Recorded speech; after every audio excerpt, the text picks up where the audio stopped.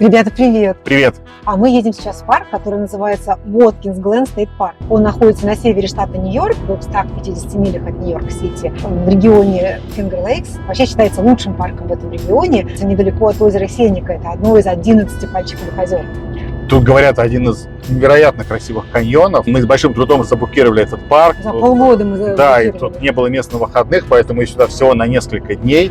Это такая местная достопримечательность, сюда приезжает много туристов, здесь много паркингов. А наш парк стоит прямо сверху над этим каньоном, и там есть несколько выходов в этот каньон, и по нему можно будет гулять, что мы планируем делать каждый день. Но мы вам сейчас, я думаю, все покажем в видео, сейчас только приедем, запаркуемся. Сейчас вещи разложим, мы пойдем все смотреть.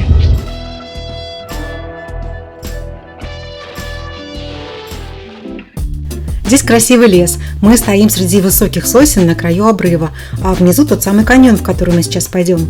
В кемпинге очень неровный рельеф, и наш кемпсайт тоже под наклоном. Вот поэтому нам сейчас нужно выровнять трейлер, чтобы пол был по уровню и стулья не укатывались на другой конец кухни. Как обычно бывает в таких интересных и суперпопулярных парках, свободных мест нет. Их, как я сказала, букирую за полгода. Удобно, что к основным трейлам каньона можно выйти прямо из кемпинга, не надо никуда ехать.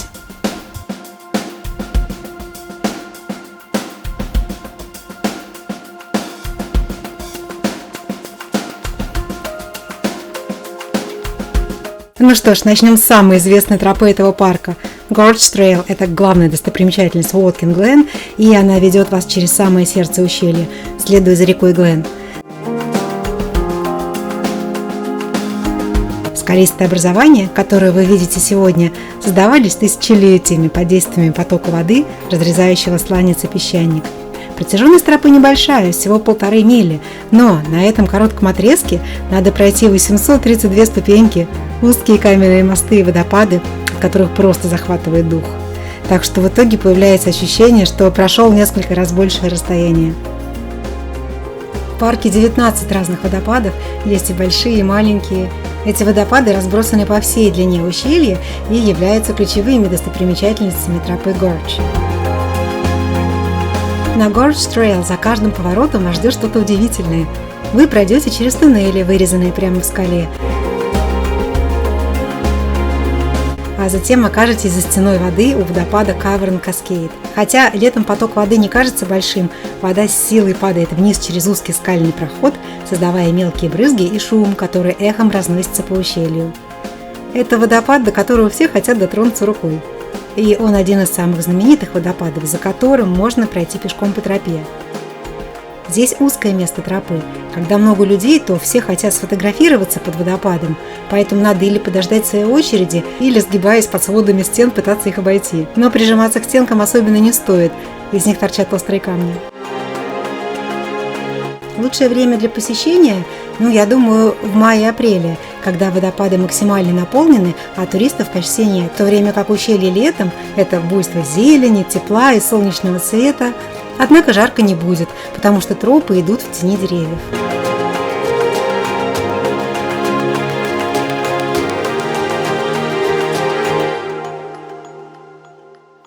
Очень много туристов. Это август, самый высокий сезон, и сюда лучше всего приходить до 11 утра. Кстати, не так жарко будет.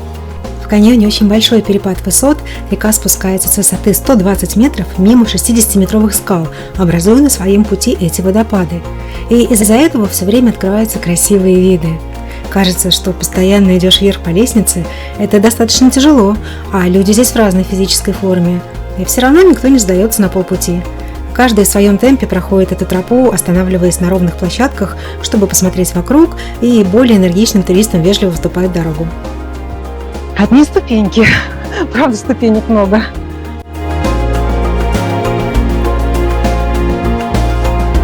Идешь дальше по тропе, и перед тобой открывается радужный водопад.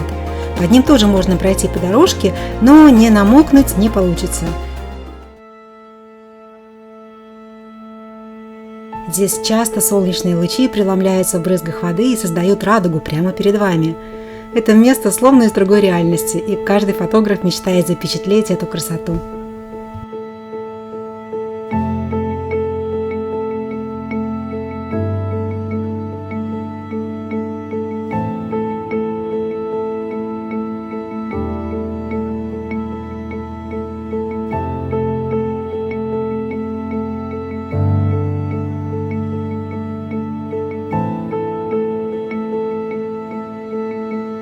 Стены каньона сочатся водой, она постоянно течет по скалам, и из-за этого дорожки мокрые, а грязные лужи точно испачкают светлую обувь, так что подумайте об этом заранее. Но благодаря такой влажности на мокрых стенах растут настоящие висячие сады. Примерно на полпути по тропе Гордж находится водопад Central Cascade. Он является одной из ключевых достопримечательностей на этом маршруте. Водопад эффектно вписывается в узкий каменный коридор, где вода с силой падает вниз с высоты 18 метров, создавая прохладный туман вокруг. Но это еще не все. В парке есть еще несколько других трейлов. Они идут выше по стенам ущелья, только одна Gorge Trail, единственная, проходит вдоль воды.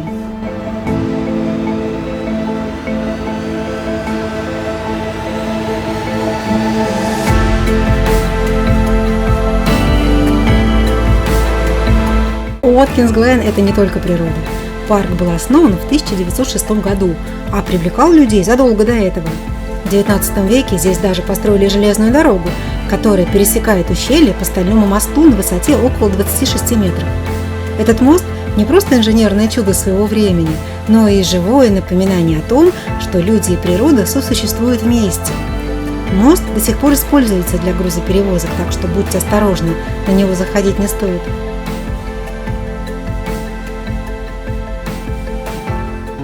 После таких интенсивных прогулок лучшее место для спокойного отдыха – сам городок Уоткинс Глен.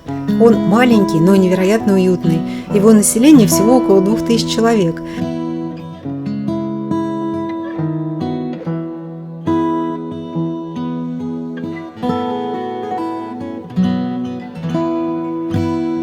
Городок вытянулся по берегу озера Сенека, одного из самых живописных в регионе Фингер-Лейкс.